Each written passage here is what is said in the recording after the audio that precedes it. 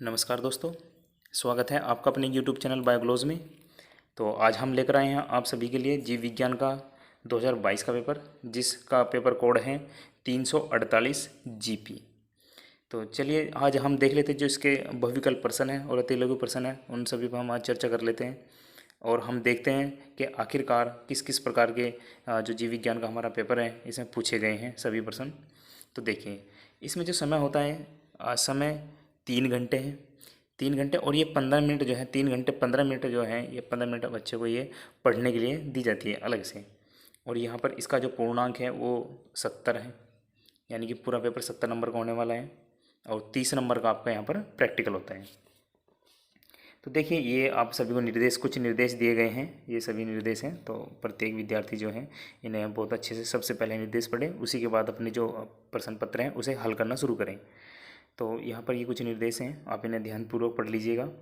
जैसे आने वाले एग्ज़ाम में आप सब इन्हीं इंस्ट्रक्शन को फॉलो करते हुए अपना जो पेपर होने वाला है उसे सही तरीके से हल करिएगा। तो चलिए अब हम बात करते हैं जो सबसे पहले यहाँ पर बहुविकल्प प्रश्न है। ये मैंने हिंदी वर्जन लिया है। तो यहाँ पर हम प्रश्न पढ़ेंगे। ये बहुविकल्प प्रश्न है। सबसे पहला प्रश्न के दोहरा निषेचन होता है, यानी देखिए ये प्रश्न मैंने कई बार पढ़ाया भी है, अपनी वीडियो में भी मैंने समझा रखा है। तो यहाँ पर इसका राइट आंसर क्या हो जाएगा, आवर्तबीजी पौधों में। यानी कि दोहरा निषेचन क्या होता है, आवर्तबीजी पौधों में होता है। जब हम ओव्यूल की संरचना देखते हैं तो वहाँ पर कुछ इस प्रकार से संरचना हमें यहाँ पर देखने को मिलती है, जिसमें से ये ओव्यूल के बीच का भाग होता है और यहाँ पर 3 सेल्स यहाँ होती है और 3 यहाँ पर होती है और एक ध्रुवीय बीच में जाती है। ठीक है, एक बार ये ध्रुव वाली सेल इससे फ्यूज़ करेगी, एक साइड वाली। तो इस प्रकार यहाँ पर क्या होता है, दोहरा निषेचन होता है। तो इसका राइट आंसर था आवर्तबीज या एंजियोस्पर्म में। अब हम देख लेते हैं दूसरा प्रश्न है ये अति लघु का, कि विषाणु का आनुवांशिक पदार्थ है। विषाणुओं में देखिए हम बात करेंगे तो विषाणु जो होता है इनका जो आनुवांशिक पदार्थ है या तो वो डीएनए होगा, ठीक है जी, या फिर वो आरएनए होगा। ठीक, इनमें से कोई भी एक हो सकता है। तो इसलिए हमारा राइट आंसर क्या हो जाएगा, डीएनए अथवा, यहाँ पर आप देखिएगा डीएनए अथवा आरएनए, यानी कि राइट ऑप्शन है एक।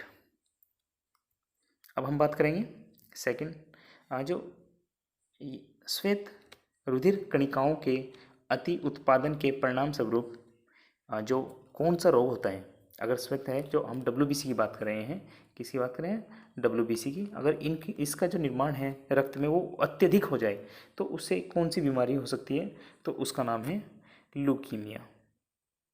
ठीक है ना, उसका नाम क्या है, लुकीमिया है। तो देखिए अब हम नेक्स्ट प्रश्न की बात करेंगे कि डीएनए के रासायनिक चाकू हैं। मतलब ये क्या है, ये सब डीएनए जो रिप्लिकेशन है वहाँ पर ये प्रयोग में लाए जाते हैं। ये कुछ एंजाइम्स हैं, जैसे रेस्ट्रिक्शन एंडोन्यूक्लियेज एंजाइम, जिसके द्वारा डीएनए खंडों को तोड़ा जाता है या काटा जाता है, यानी कि राइट ऑप्शन हो जाएगा एक। और अगर हम यहीं पर बात करें लाइगेज की, तो इससे डीएनए खंडों को जोड़ा जाता है। तो राइट आंसर क्या था यहाँ पर, राइट आंसर एक।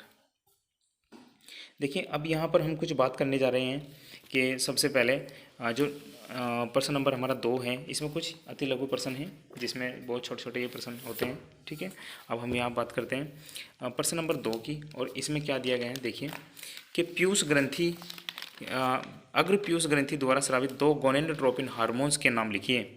ठीक है ना, तो यहाँ पर सबसे पहले एक होता है हार्मोन्स, अगर हम यहाँ बात करें, ये प्रश्न नंबर 2 का क्या है, एक होगा यहाँ STH और एक होगा LH, या सोमेटोट्रोपिन हार्मोन्स और ल्यूटिनाइजिंग हार्मोन्स अथवा वृद्धि हार्मोन्स। ठीक है, तो यहाँ पर बहुत सिंपल था ये भी। एक यहाँ पर हम देख लेते हैं कि रक्त समूह O वाली एक स्त्री का विवाह रक्त समूह AB वाले पुरुष के साथ होता है, उनके बच्चों में कौन कौन से रक्त समूह होने की संभावना है। देखिए ये रक्त समूह हमने बच्चों आप सभी को बता भी रखा है, हमारी वीडियो में ये मिल भी जाएगा आपको।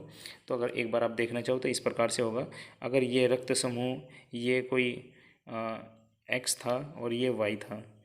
ठीक, इसके बाद अगर हम बात करें यहाँ पर, अगर आप देखेंगे ये X और ये Y, तो X का अगर रक्त समूह O है तो यहाँ पर हम इसे 2 भागों में बांट देंगे, O यहाँ भी O है और ये साइड में जो था AB है, AB, तो AB को ऐसे बांटेंगे, A यहाँ B यहाँ। इस O से ये A फ्यूज़ करेगा और इसी O से ये A फ्यूज़ करेगा, तो यहाँ O A फिर O B और इसी प्रकार इस A से ये O, तो A O और फिर ये O इस B से ओ बी, यहाँ से ओ ये सारे रक्त समूह ओ कट जाएंगे, तो यहाँ पर बचेगा 50% तो ए और 50% बी, ये रक्त समूह होंगे। चलिए ये भी आपने देखा, बहुत ही इजी प्रश्न था। इसके बाद दोहरा निषेचन फिर दोबारा से पूछ लिया गया है। ये सभी जो एंजियोस्पर्म्स पौधे हैं उन सभी में ये देखने को मिलते हैं, ठीक है। और यहाँ पर अगर हम बात करें कि जो दोहरा निषेचन है इसकी खोज किसने की थी, तो इसकी खोज की थी नवाशीन। किसने की थी? नवाशीन वैज्ञानिक थे जिन्होंने इसकी खोज की थी, दोहरा निषेचन की, ठीक है। इसके बाद हम नेक्स्ट चलते हैं। देखिए बहुत ईजी प्रश्न है ये, मैंने कई बार पढ़ाया भी, आपको बताया मैं कि डीएनए आरएनए में दो अंतर लिखिए। तो डीएनए क्या है, इसमें डीऑक्सी शर्करा होती है, आरएनए में राइबो शर्करा होती है।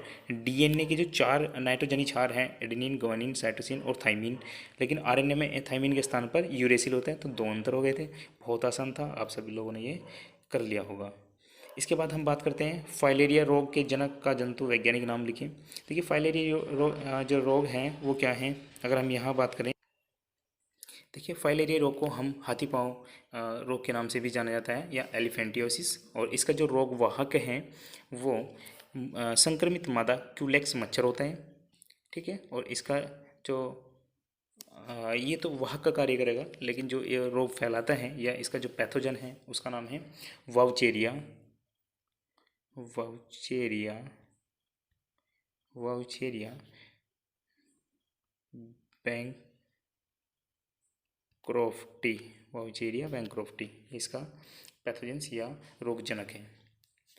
देखिए अब हम कुछ ये और प्रश्न देख लेते हैं यहाँ पर, क्योंकि जो शॉर्ट क्वेश्चन है उन्हें हम बहुत आसानी से समझाने की कोशिश कर रहे हैं। बाकी जो भी लॉन्ग क्वेश्चन होंगे वे आप सबको हमारी जो यूट्यूब वीडियोज़ हैं उन सभी में मिल जाएंगे। जो प्रश्न बचेंगे वे हम जल्दी ही वीडियो बनाकर अपलोड कर देंगे। इसके बाद आप देखिएगा प्रश्न नंबर 3 है यहाँ पर कि डीएनए में पाई जाने वाली पाई जाने वाली 4 न्यूक्लियोटाइड इकाइयों के नाम लिखिए। तो आप सभी को पता है कि एडेनिन, क्योंकि मैं सिर्फ नाम से डिनोट करूँगा, एडेनिन, गुआनिन, साइटोसिन और थाइमिन 4 प्रकार के नाइट्रोजन क्षार हैं। इसके बाद हम देखते हैं कि प्रश्न नंबर ये 3 का ख है, उपरोक्त उदाहरणों के साथ सौहपकारिता की व्याख्या कीजिए। सौहपकारिता की अगर हम बात करें, यानी कि वे जो दो जीव हैं आपस में एक दूसरे को लाभ पहुंचाते हुए अपना जीवन यापन करते हैं, जैसे लाइकेन, जैसे लाइकेन। लाइकेन किस किस का होता है? कवक, कवक और प्लस में क्या होगा? शैवाल। इन दोनों का कॉम्बिनेशन जो होता है वो क्या कहलाता है? लाइकेन कहलाता है, ठीक है। इसमें बस इतना ही करना था। आप ये प्रश्न देखिएगा, उन सूक्ष्म जीवों के नाम लिखिए जिनमें साइक्लोस्पोरिन ए, ठीक है, प्रतिरक्षी निषेधात्मक औषधि तथा स्टेटिन रक्त कोलेस्ट्रॉल लघुकरण कारक को प्राप्त किया जाता है। तो देखिए यहाँ सबसे फर्स्ट जो हम लिखेंगे ट्राइकोडर्मा, ट्राइकोडर्मा पोलिस्पोरम,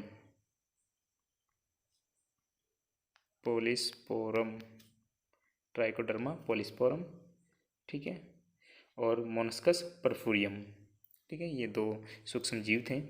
इसके बाद अगर हम बात करेंगे, एक न्यूक्लियोसोम का निम्नलिखित चित्र बनाइए। देखिए ये आप सब जब हम डीएनए वाली संरचना पढ़ते हैं तो वहाँ पर कुछ इस प्रकार से आपको संरचना दिखाई देती है।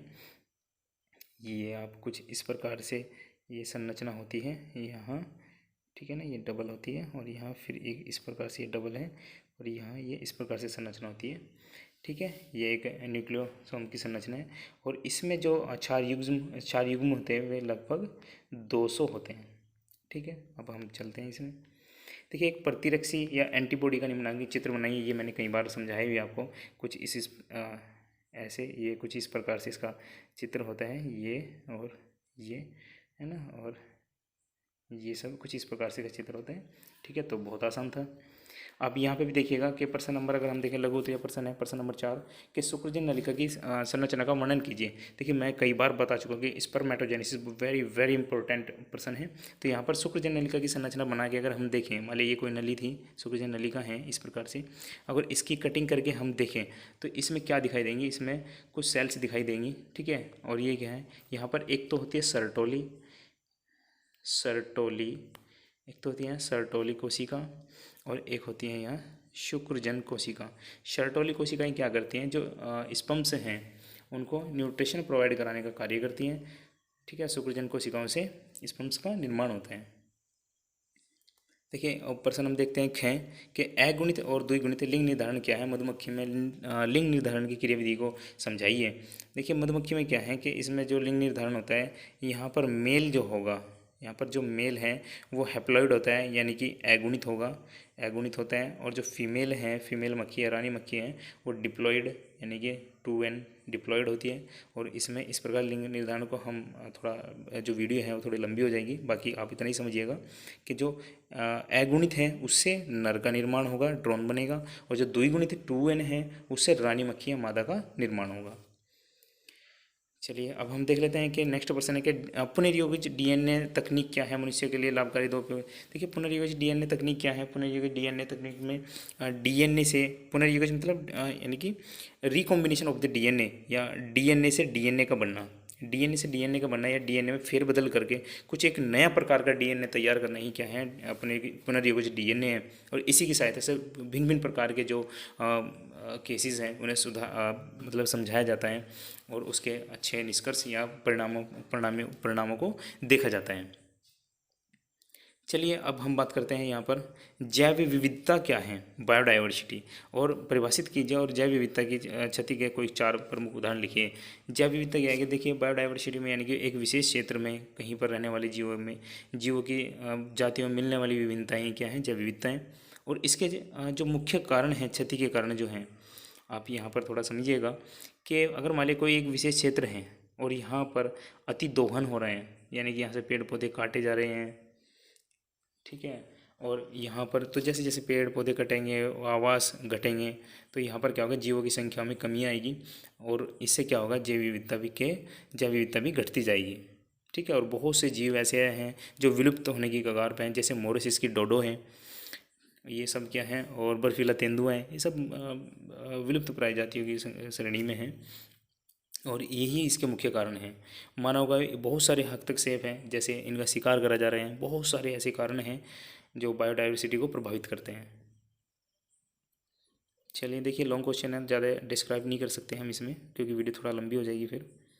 इसके बाद हम देखते हैं कि यहाँ पर प्रश्न है आभासी और अनिषेचित जो फल हैं वो क्या हैं। देखिए आभासी यानी कि बिना निषेचन के, अगर मान लिया बिना ओवरी के ही फल का निर्माण हो रहा है फूल के किसी भी अंग से, तो आभासी फल।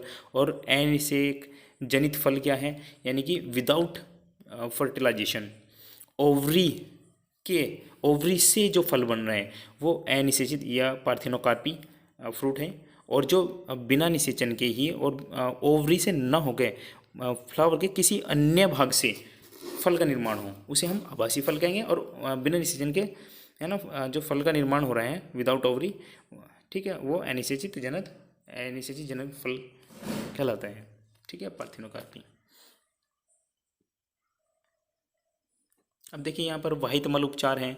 देखिए बहुत ही आसान था कि वाहितमल उपचार में सबसे पहले क्या किया जाता है, इसमें प्राथमिक उपचार आता है, फिर इसमें द्वितीयक उपचार आता है, फिर इसमें तृतीय उपचार आता है, क्योंकि यहाँ प्राथमिक उपचार में एक साथ इकट्ठा किया जाता है। फिर सूक्ष्म जीव होते हैं जो धीरे धीरे इसका सूक्ष्म जीवों के द्वारा ये फिल्ट्रेट होता है।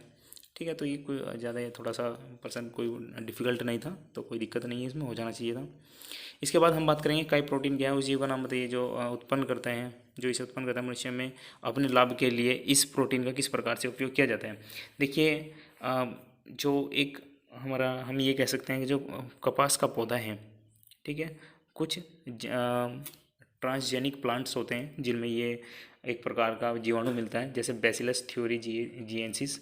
ठीक है, इसके द्वारा जिसे हम कहेंगे बीटी कपास।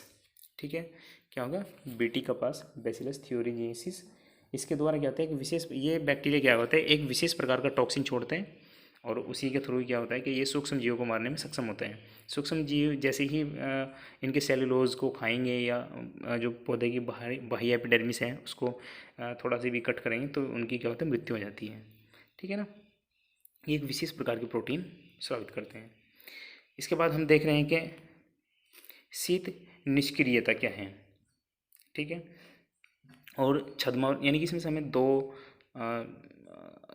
दो प्रश्नों के ही हमें आंसर देने थे। ठीक ठीक है। अब यहाँ पर आप समझिएगा कि जो छद्मावरण है, ठीक है,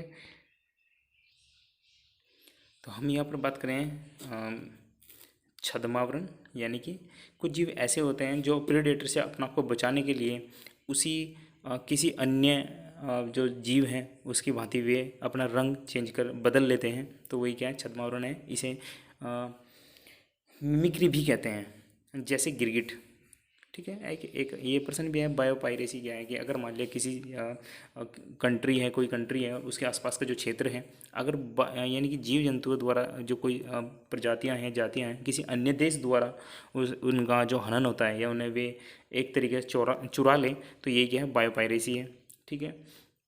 अब यहाँ हम बात करते हैं लैक प्रचालक या लैक ओपेरन से आप क्या समझते हैं। देखिए ये थोड़ा प्रश्न बड़ा है, लेकिन थोड़ा सा आपको मैं बता दूँ इसके बारे में। जो लैक प्रचालक हैं, इसकी सबसे पहले जो खोज की गई थी वो फ्रैंक वॉस और जैकब एंड मोनार्ड के द्वारा की गई थी। उन्होंने बताया कि जो इसका जो लैक ओपेरन के जो पॉलीसिस्ट्रोनिक संरचनात्मक जीन का जो नियमन होता है ना, वो हमेशा promoter gene and regulator gene के द्वारा होता है, ठीक है। और इस प्रकार की जो प्रक्रिया मिलती है वो हमेशा किसे मिलेगी, बैक्टीरिया में मिलती है, तो इसे ही क्या कहते हैं, लेक प्रचालक या लेक ओपेरॉन कहा जाते हैं। पारजीनी, फिर देखिए कितना आसान प्रश्न पूछा, पारजीनी जंतु क्या है, यानी कि अभी हमने बताया कि ऐसे जीव होंगे जिनमें उनमें उनके डीएनए में फेरबदल करके एक विशेष प्रकार का जो गुण है उनमें देखने को मिलता है, ठीक है। तो वही क्या है, पारजीनी जंतु कहलाते हैं। और आप ये एक प्रश्न यहाँ पे देखिए, आम के पेड़ की शाखा पर आर्किड का पौधा, ठीक है, ये उग रहा है, तो आम आर्किड के पौधे को किस प्रकार का अंतर संबंध प्रदर्शित कर रहा है, तो इसका नाम क्या है, सहभोजिता। सहभोजिता यानी कि सहभोजिता क्या है, सहकारिता, यानी कि एक साथ साथ अपना जीवन यापन कर रहे हैं, एक दूसरे को लाभ पहुंचाने, सब भोजन के लिए, आश्रय के लिए, ठीक है, ये सब इसमें थोड़ा सा बताने के। और देखिए फिर इसके बाद क्या पूछा है कि उपयुक्त आरेख की सहायता से संभार तंत्र समृद्धि का वक्र बनाइए, तो इसमें भी क्या था, इसमें एक प्रकार की विशेष प्रजाति होती है, ठीक है, और यहाँ पर इस प्रकार से इसका हमें वर्णन करना था। देखिए कोई ज़्यादा डिफिकल्ट नहीं है, थोड़ा लॉन्ग क्वेश्चन है, जिस वजह से हम वीडियो में इन्हें पूरे डिस्क्राइब नहीं करेंगे, ठीक। इसके बाद हम विस्तृत प्रश्न के बारे में बात कर लेते हैं। देखिए यहाँ पर क्या है, एक स्वच्छ एवं निम्नांकित चित्र की सहायता से एक प्रारूपी आवर्तबीजी बीजांड की संरचना का भ्रूणपोष के निर्माण की प्रक्रिया का वर्णन कीजिए, ठीक है। तो यहाँ पर ये हमने बहुत अच्छे से समझाया है, लेसन नंबर 2 से लिया गया प्रश्न। यहाँ पर क्या होता है कि अगर मान लिया ये एक ओव्यूल होता है, थोड़ा सा आपको दिखा दूँ कि इस प्रकार से है ना, ये ओव्यूल था और इसमें इसकी संरचना का वर्णन करना था, ठीक है, तो आराम से हो जाता, कोई दिक्कत नहीं है। यहाँ पर अब हम बात करेंगे असंजक जनन या अनिषेचन जनन क्या है ना, पार्थिनोजेनेसिस, ठीक, यानी कि बिना निषेचन के ही जनन, ठीक है। और फिर इसके बाद रेड डाटा बुक है, जो विलुप्त प्राय जातियाँ इसमें रखी जाती हैं, प्लेसेंटा हैं, ये आप सबको पता ही, ये सब हमने लेसन नंबर 3 में पढ़ा था, ठीक है ना। प्लेसेंटा जिसके द्वारा यानी कि भ्रूण, जिस संरचना के द्वारा भ्रूण माता गर्भाशय जुड़ा होता है, प्लेसेंटा कहलाते हैं सब, बहुत, ठीक है। ये इसमें से किन्हीं 2 के प्रश्नों के उत्तर हमें देने थे यहाँ पर। फिर यहाँ पर बताया गया कि आवर्तबीजी पुष्प की संरचना, देखिए आवर्तबीजी पुष्प आप सभी लोगों ने इस प्रकार से बनाया होगा, ऐसे बना के, और ये सारी चीज़ें, यहाँ कैलिक्स था, ये कोरोला था, ठीक है। यहाँ पर आपने स्टिग्मा बनाया होगा, ये पुंकेसर थे, इस प्रकार से ये, ठीक है, ये थैलेमस था। तो ये प्रश्न भी मुझे लगता है आराम से हो गया, कोई दिक्कत नहीं है। हर चीज़ का प्रयोग पूछा गया है, और रासायनिक उर्वरक कीटनाशक के उपयोग को कम करने के लिए सूक्ष्म जीवों का प्रयोग किया जा सकता है, ठीक है ना, यानी कि जैव जो खाद है उसके बारे में यहाँ पर पूछा गया है।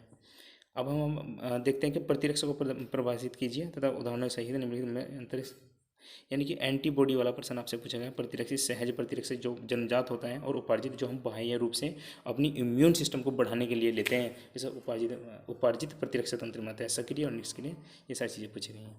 देखिए दोस्तों, अब हमने पूरा जो पेपर था 2022 का जीव विज्ञान का, वो हमने थोड़ा थोड़ा सा भी पूरा डिस्क्राइब कर दिया है।